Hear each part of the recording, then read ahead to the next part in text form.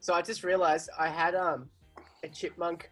I recorded the entire script of Alvin and the Chipmunks, like with a chipmunk voice in Logic over just like a trap beat, and I still had it enabled. So every time I would speak, there would be just like a distant chipmunk voice. That's pretty good. That's epic, Angus. Did you just do that last night or something? Just read out the script yourself? Yeah, so I just made like a grime beat and then put like this filter over every single one of the lines from the Chipmunks, and then when I'd go back to Dave, it would just be me speaking. I'm Vince. I play drums. I live in Edith Vale, and I'm from Teenage Dads. Nice to meet you, Vincent. My name is Connor. I'm from Frankston, aka Funky Town, and I play guitar in the band that is Teenage Dads. I'm Angus. I'm from Mount Martha, which it's not actually a mountain. It's all these suburbs around that say that they're mountains are just definitely not. But yeah, I'm from Mount Martha and I play bass, or I'm the basser. I am Jordan and I am from Mountain Eliza, and I also play bass. And I mean, it's singer. Singist.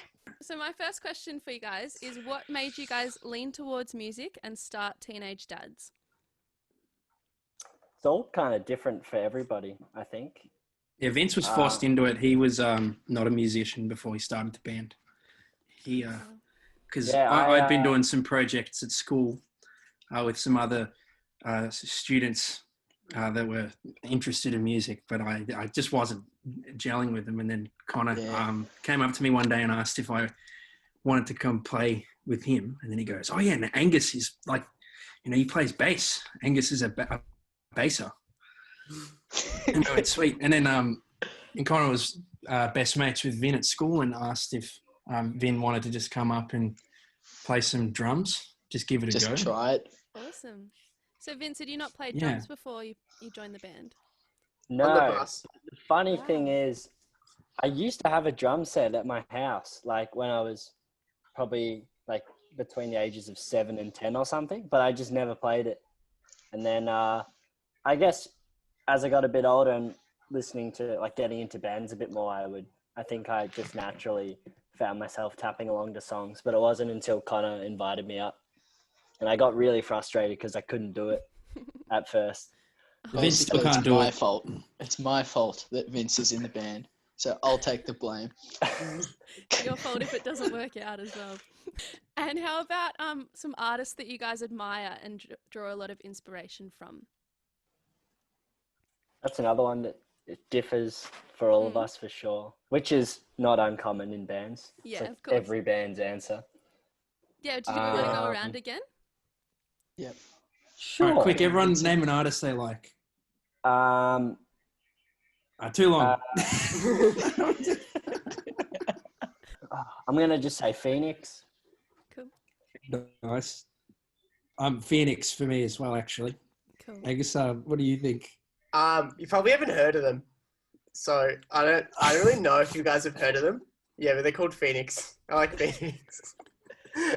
But in terms of, I don't know, it's all different between the four of us, as Vin was saying. Just especially like Connor and I do the big portion of writing the tracks, and I'd say we're kind of similar, like big fans of old school Beatles and Beach Boys, and all that stuff, but big fans of more modern rock as well, like and Gizzard and all that stuff. We've been getting into like some pop stuff as well, like BENEE and just other BENEE's Lime epic. Cordiale and stuff. Man.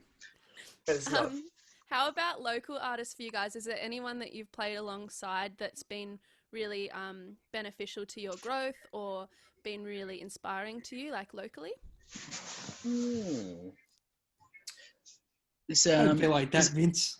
There's a whole bunch of bands that there's a whole bunch of bands that we've gotten along with for like a very long time, and it's cool that like a lot of them are still going and doing their own thing, like more from the peninsula where we're from. Bands like Velvet Bloom, the Gurdies, Ballet Lip Bombs, the Grogans as well, like they're doing really awesome. And then there's other bands that we played with lots around, like more inner city, that are still doing their own stuff that are really cool also, that we've gotten along with, like Long Boys and the Brungers. Bakers Eddy. And Bakers Eddy. And Rat Hammock as well. Yeah. Like those guys. Awesome. Yeah. Mm-hmm. Cool. Yeah. That's So neat.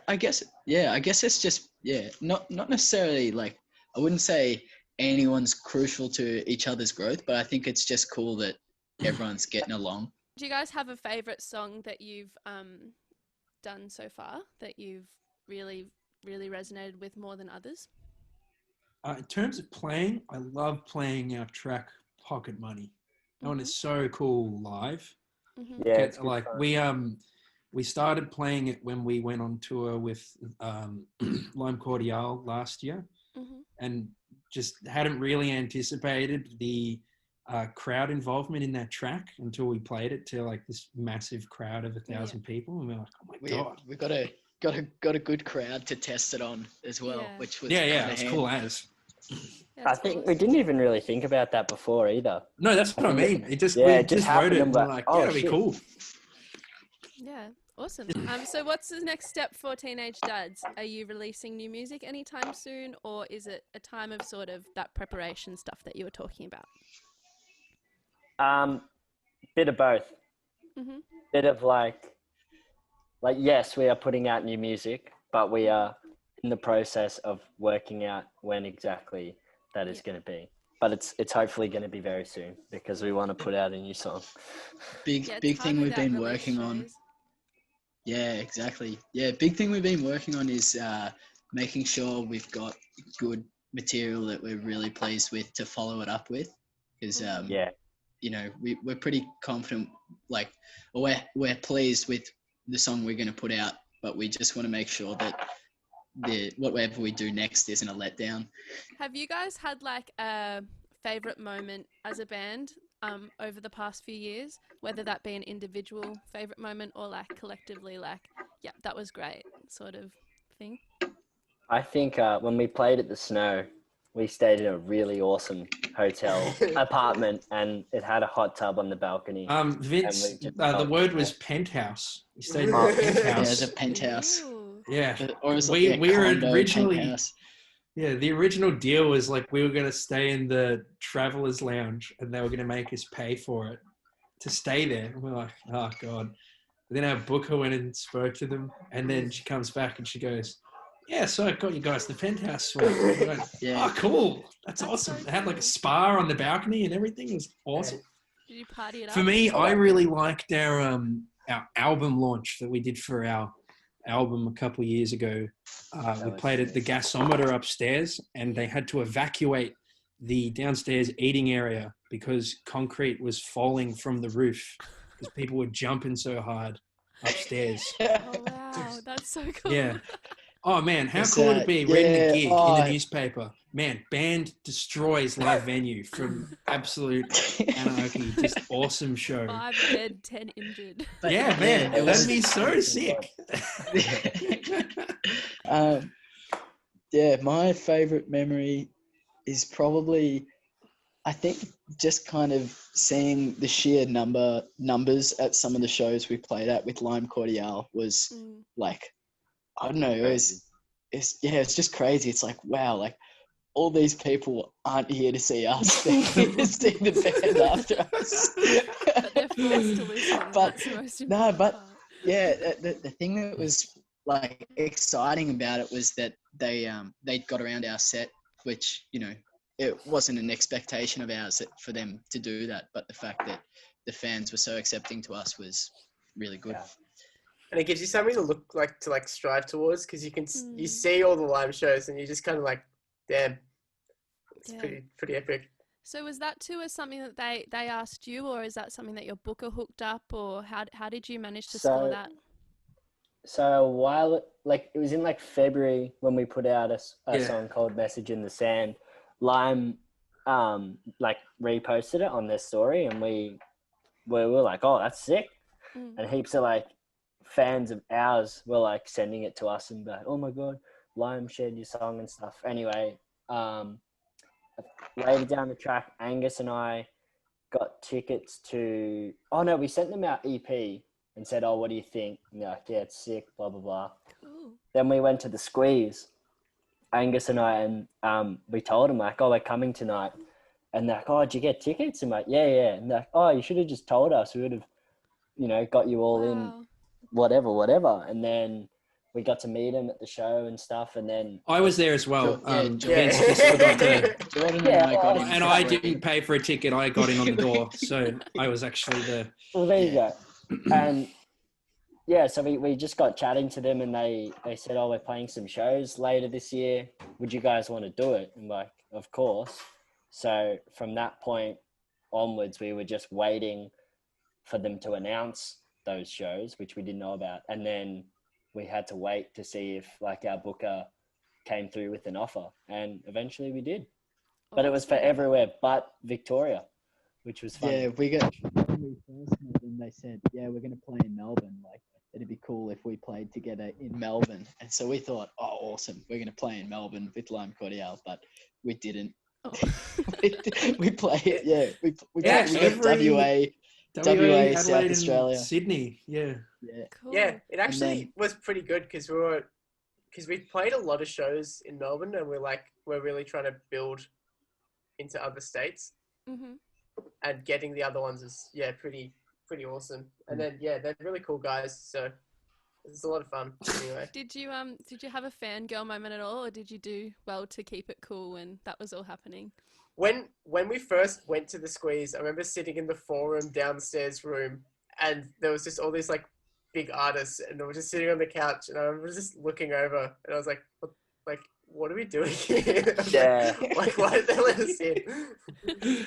It definitely felt like that. But once the tour kind of kicked off, I know we found that they were, even though they're quite, like, they're a few years older than us, but our humor, like, was really similar. So we found we got along really well. And I think,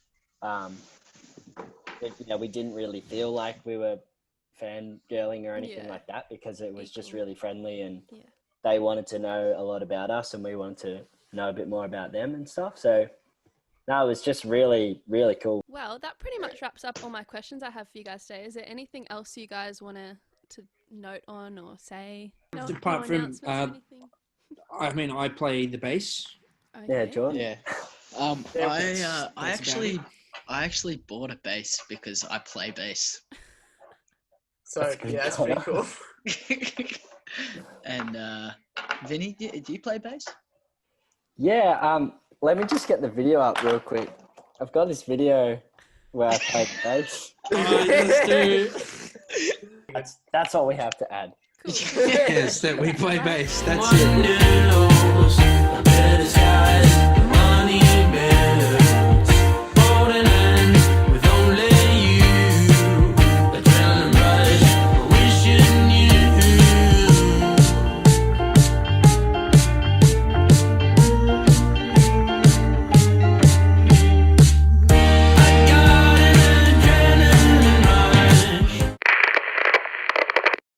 in everyone else's bands and stuff in Melbourne. Looks good.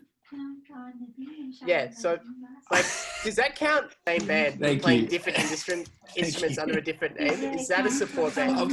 That's like what Tame. I'll be 2 seconds. That's like what Tame did, wasn't it? That looks good. Well, Sorry, my probably mum's just No, walked in. they had some different